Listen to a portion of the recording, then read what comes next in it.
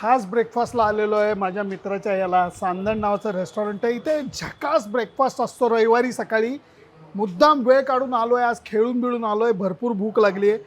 तुम्हाला मेनू दाखवतो. गरम गरम छोटे साबुदाणा वडा आहेत. इथं छान दही आहे, गोड दही. इकडं बघा मस्तपैकी थालीपीठ आहे.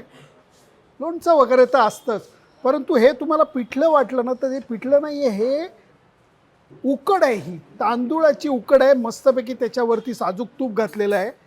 ही मस्तपैकी मटाराची उसळ आहे, पण ही अशी ब्रेडबरोबर नसते खायची, ही ह्या घावनाबरोबर खायची असते.